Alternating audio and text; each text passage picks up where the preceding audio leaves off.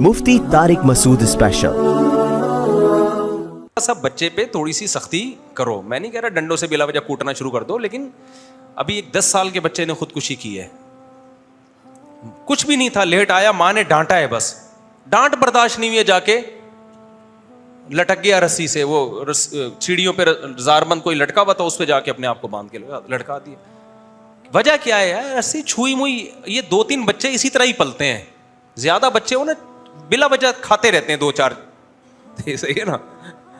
तो ये 2-3 बच्चे बहुत ही छुई मुई टाइप के होते हैं, इनमें बर्दाश्त नहीं होती। माँ बाप ना डांटते हैं ना मारते हैं, ऐसा छुई मुई सा बच्चा निकलता है, फिर वो जरा सा गम आया बर्दाश्त करने के काबिल नहीं है वो। अल्लाह का वास्ता, जो खवातीन बयान सुन रही हैं, अपनी बच्चियों को, बेटों को बाप के खिलाफ ना वर्गलाएं। कल बाप की अजमत खत्म हो गई, ये तुम्हारे हाथ से भी गए। तो बाप के रोब तो था तो कंट्रोल कर लेता, वो रोब खत्म, ये कल तुम्हारे लिए भी अजाब जान बन जाएगा। बच्चों को तो खुदा आपने फिरौन बना दिया भाई। आज बच्चे को आप एक डंडी लगा दो, वो दिल पे लेके बैठ जाता है। माँ बाप टीचर से लड़ने के लिए स्कूल में पहुंच जाते हैं। बच्चों को तो खुदा आपने फिरौन बना दिया भाई। हमने तो माँ बाप से कभी शिकायत नहीं लगाई, क्या 4 के बजाय 5 डंडे लगा दिए, यूं किया, यूं किया, यूं किया, यूं किया। अब टीचर है, चलो ऐसे हाथ मसले, सर्दी में बड़े लग रहे होते थे ना, यूं करके निकल ली अंदर। लेकिन टीचरों के साथ बदतमीजी नहीं थी। टीचर उस जमाने में मारते भी थे, हमने भी टीचरों से मारे खाई हैं, जाते ही डंडे पड़। इसी से तसव्वुफ के मनाजिल तय होना शुरू हो गए थे। जाते थे, हमारे रिजा सर थे ना, रिजा, ये हमारे बचपन के दोस्त हैं, नासिर जमाल। और बचपन के दोस्त को हमेशा खुश रखना चाहिए। उससे फड्डा हो गया ना तो चूंकि वो आपके सारे राज जानता है। समझ रहे हो?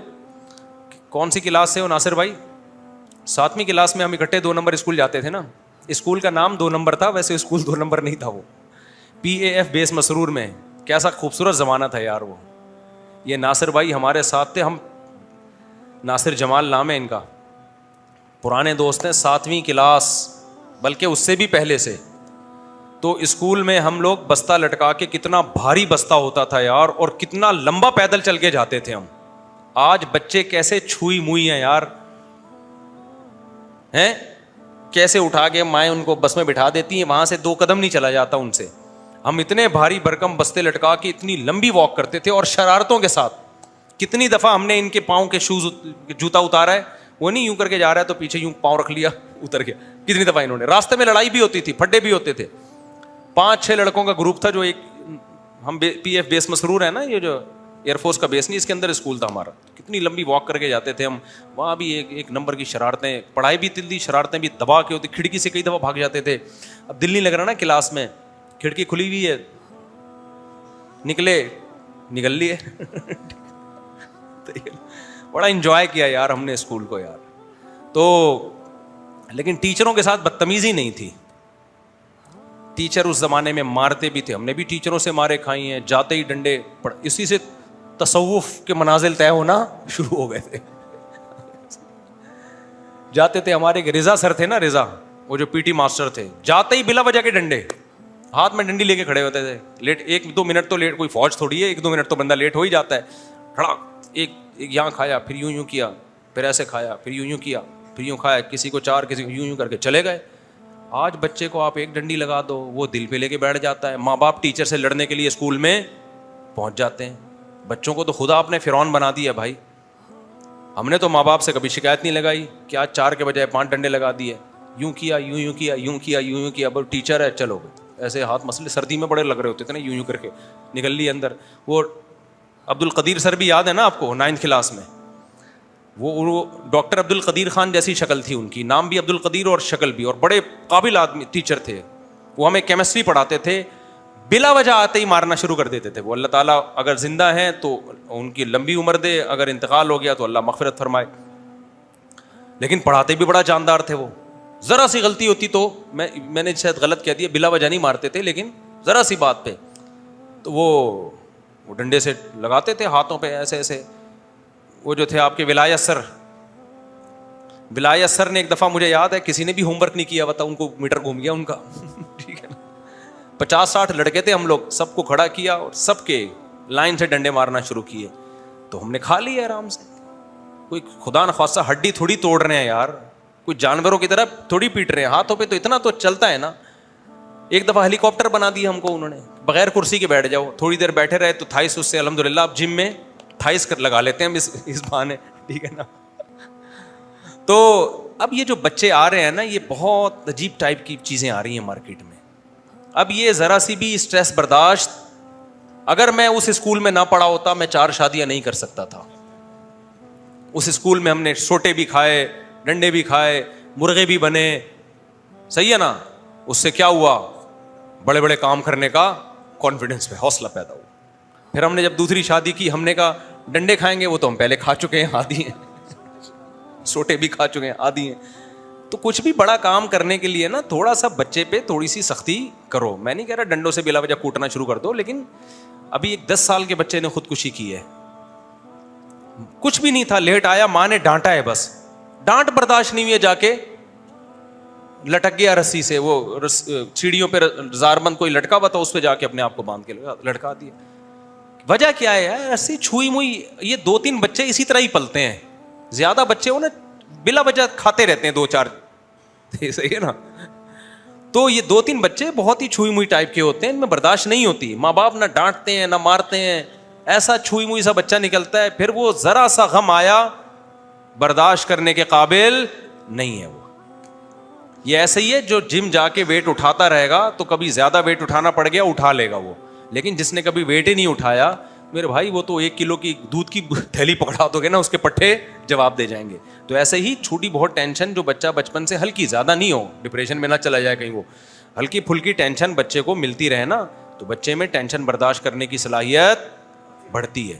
باپ کا روب ہو, ماں کا روب ہو, بھائی کا روب ہو, ٹیچر کا روب ہو, تھوڑا سا روب میں پھر اس کو انجوائے بھی کرنے دو, ہر وقت روب میں نہ رکھو ورنہ ٹھٹر جائے گا وہ. اس کو خوشیاں بھی دو, تھوڑا سا روب بھی رکھو, تو اس سے بچہ صحیح بنتا ہے. ہمارے ابا ہماری چترول بھی لگاتے تھے, لیکن اس کے سائڈ افیکٹ ختم کرنے کے لیے بعد میں بڑا پیار بھی کرتے تھے بٹھا کے, دیکھو بیٹا میں نے جو آپ کو آج کوٹا ہے یہ آپ کے فائدے کے لیے کوٹا ہے, اور یہ پیسے لو, جاؤ کچھ چیز لے کر آ جاؤ, کچھ کھا لو, ٹھیک ہے نا, آئس کریم کھا لو, یہ کھا لو, گولا گنڈا کھا لو. کھاتے بھی وہ چیزیں تھے جو صحت کے لیے نقصان دہ ہو, اس سے گلے بھی مضبوط ہو گئے الحمدللہ. گولا گنڈا کھا رہے ہیں جا کے, ٹھیک ہے نا, ورنہ اتنی دیر کون بول سکتا ہے بھائی. تو آج بہت ہی بچوں کو چھوئی میں بنا دیا ہے, اس سے بچے میں تکبر پیدا ہو رہا ہے. اس کو کوئی ڈانٹ دے تو بچہ اپنی انسلٹ محسوس کرتا ہے. میرے فادر کا ایٹیٹیوڈ ٹھیک نہیں ہے, میرے ٹیچر کا جو ایٹیٹیوڈ ہے وہ ٹھیک نہیں ہے. تو یہ تکبر ہے میرے بھائی, یہ اخلاق نہیں ہے, بگڑ رہا ہے یہ. تو بڑے بھائیوں سے بھی لوگ پٹتے تھے پہلے, باپ کیوں کیا, بڑا بھائی بھی باپ کی جگہ ہو, چاچے مامے پیٹتے تھے آگے. آج ماموں نے اگر بھانجے کو پیٹ دیا تو شوہر لڑتا ہے اپنی بیوی سے کہ تیرا بھائی کون ہوتا ہے میرے بچوں پہ ہاتھ اٹھانے والا. چاچے نے بچے کو ذرا ڈانٹ دیا تو عورت لڑتی ہے, تمہارا بھائی کون ہوتا ہے ہمارے بچوں پہ ہاتھ اٹھانے والا. تو دونوں مل کے بچوں کو فرعون بناؤ. پہلے کیا ہوتا تھا, ہمارے ماموں نے بھی ہمیں کوٹا ہے, اللہ کا فضل ہے, ڈانٹا تو ہے, کوٹنا تو مجھے یاد نہیں, ڈانٹا ہے ہم نہیں کبھی. ہمیں پتا تھا اماں کو شکایت کی, اماں کہے گی بھائی ماموں ہے تو وہ اماں, اور اماں اس نے تو ڈانٹا ہے, اماں تو چماٹ لگائے گی, ماموں کی شکایت کیوں لے کر آ رہا ہے. بڑے بھائی نے, مجھے یاد ہے ایک دفعہ میں ٹیوشن میں بہت غفلت سے لکھتا تھا نا, رائٹنگ نہیں میں صحیح کرتا تھا. میں جب لکھتا تھا نا ایسے جلدی پڑھائی میں دل ہی نہیں لگتا تھا ذرا سا بھی. مجھے پڑھنا اتنا مشکل, میں تو مدرسے میں آ کے پڑھنا شروع کیا میں نے اپنے شوق سے, ورنہ مجھے تو پڑھنے میں دل ہی نہیں لگتا تھا. نمبر الحمدللہ آتے تھے, اچھے نمبر اچھے آتے تھے, لیکن پڑھائی میں دل لگتا نہیں تھا. نقل کر کے نہیں آتے تھے, ویسے ہی آ جاتے تھے. تو مجھے یاد ہے میرے بڑے بھائی مجھے پڑھا رہے تھے, 12 سال عمر میں بڑے ہیں مجھ سے, مجھے 8ویں میں تھا یا 9th میں تھا میں. اب جیسے کوئی لفظ لکھنا ہے نا, please convey my compliments to all the members of the family, am love to dear Nadeem, جیسے اپلیکیشن لکھ رہے ہیں.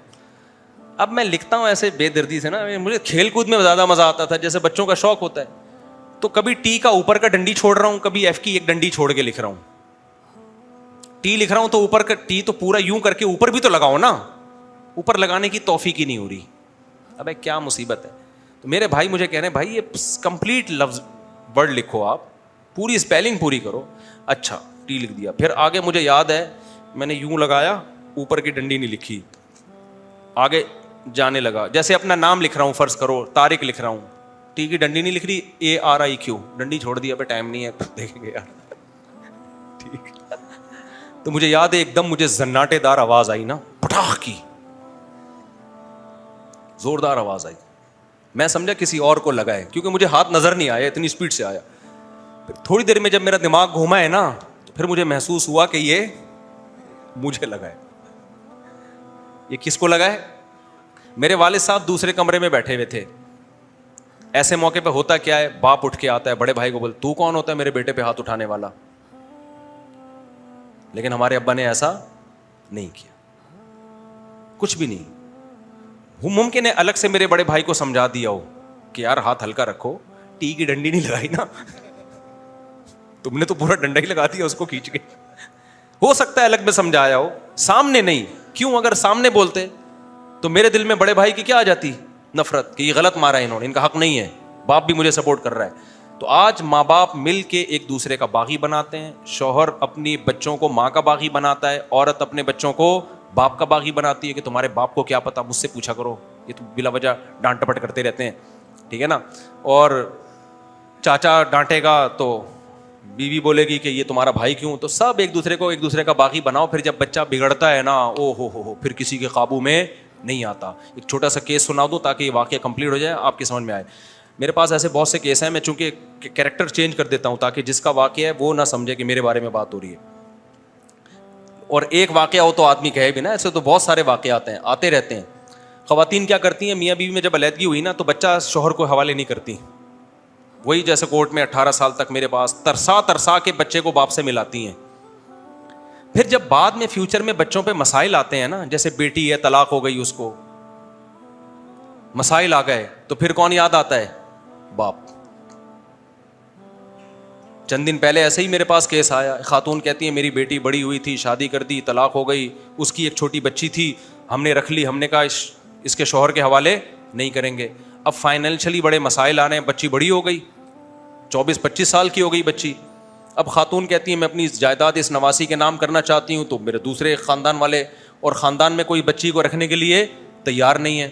میں نے کہا آپ اس کے باپ کے حوالے کرو. کہنے باپ نہیں لے رہا. کہہ رہے جب بچی تھی مجھے دی نہیں ہے بھائی, 24 سال اس کو مجھ سے دور رکھا, اور اب جب پیسے ختم ہو گئے ہیں اور مسائل کھڑے ہو گئے ہیں تو میرے حوالے کر رہے ہو آ کے. میں نے کہا یہ آپ نے کتنی بڑی غلطی کی, آپ کو بچپن میں ہی باپ کے حوالے کر دینا چاہیے تھا اس کو. باپ جس طرح سایہ بنتا ہے اولاد کے لیے, ماں تو کسی اور گھر میں جاتی ہے نا شادی کر کے, اس کی ماں نے بھی تو شادی کر کے, سوتیلا باپ تھوڑی اس طرح سے سپورٹ کرے گا اس کو. بلکہ آج کل ٹھڑک کا دور ہے, سوتیلے باپ سے تو عزت کی حفاظت رہ جائے غنیمت ہے. سب کی میں بات نہیں کر رہا کسی کے آپ شک کرنا شروع کر دیں. سوتیلے باپوں کی تو کمپلینز آ رہی ہیں, وہ تو غلط نظروں سے اس بچی کو دیکھنا شروع کر دیتے ہیں. جس کے شخص کے بارے میں یہ اعتماد نہیں ہے کہ پتہ نہیں گندی نظر سے دیکھے گا, اس پر آپ اس کو اس کا سرپرست بنائیں گے کیا؟ سارے ایسے نہیں ہوتے, اللہ کا شکر ہے نیک لوگ بھی ہوتے ہیں, لیکن یہ دور شہوت پرستی کا دور ہے, اس میں کیسے اعتماد ہوگا؟ لیکن نہیں, اس وقت عورت بڑی فنٹر بنتی ہے, نہیں جی بچے تو میں رکھوں گی, میں اس کو میں خود پالوں گی. بعد میں مسائل کھڑے ہوتے ہیں, اس کے بعد وہ نہ ادھر کا نہ ادھر کا. اس لیے اسلام نے حکم دیا ہے کہ عورت کہیں بھی شادی کرتی ہے, بچہ فوراً کس کے حوالے کرے گی؟ وہ باپ کے حوالے, اس میں بچے کا فائدہ ہے. اب بچی اتنی بڑی ہو گئی, نہ وہ باپ سے مانوس ہے, اور باپ کروڑ پتی ہے لیکن اس کے پیسوں سے فائدہ نہیں اٹھا سکتے. وہ کہے گا جب میں مانگ رہا تھا دے نہیں رہتے, اب پیسے کم ہو گئے ہیں تو مجھ سے بھیک مانگنے کے لیے آ گئے ہو. یہ ایک کیس نہیں ہے, ایک کیس نہیں ہے, 20 کیسز ہیں. تو اس لیے بچوں کو باپ سے دور نہ کیا جائے. باپ, اور میں نے دیکھا ہے باپ کے حوالے کر دو گے نا, وہ ماں سے ملنے دے گا, وہ ماں کے پاس رات بھی گزارنے دے گا. لیکن ماں حوالے کرو گے تو وہ باپ سے چھین لیتی ہے. ساری نہیں چھینتی لیکن بہت کیسز آتے ہیں اس میں چھیننے کے, وہ نہیں دیتی پھر. تو اسی طرح یاد رکھو, میاں بیوی میں اگر ماں بچی کو باپ کے خلاف ورغلانا شروع کر دینا کہ تمہارا باپ ایسا, کل یہ بچی بگڑے گی, باپ اس کو کنٹرول نہیں کر پائے گا. کل تمہیں ضرورت پڑے گی اس اپنے شوہر کی, باپ کی ضرورت پڑے گی کہ اب اس کے معاملے میں آپ انوالو ہوں, اس کی کیئر کریں, تو وہ نہیں, کیونکہ آپ نے اس کے دل میں باپ کی عظمت پیدا ہی نہیں کی ہے. باپ چرسی ہو, ہیروئنچی ہو, جیسا بھی ہو, بیٹیوں کے لیے بڑا غیرت مند ہوتا ہے. وہ جان پہ کھیل کے بیٹیوں کی عزت کی اور اس کے فیوچر کی فکر کرتا ہے. وہ مائیں یہ بات نہیں جانتی, وہ تھوڑی بہت آڑی ترچی خامیاں اس کی دیکھ رہی ہوتی ہیں کہ یہ تو دوستوں میں گٹر کے ڈھکن پہ بیٹھا رہتا ہے, یہ کیا تربیت کرے گا. او بھائی جیسا بھی ہے اس کی بیٹی ہے وہ. تو اس لیے اللہ کا واسطہ جو خواتین بیان سن رہی ہیں, اپنی بچیوں کو, بیٹوں کو باپ کے خلاف نہ ورغلائیں. کل باپ کی عظمت ختم ہو گئی, یہ تمہارے ہاتھ سے بھی گئے. تو باپ کے روب تو تھا تو کنٹرول کر لیتا, وہ روب ختم, یہ کل تمہارے لیے بھی عذاب جان بن جائے گا. سمجھتے ہو گے نہیں سمجھتے ہو؟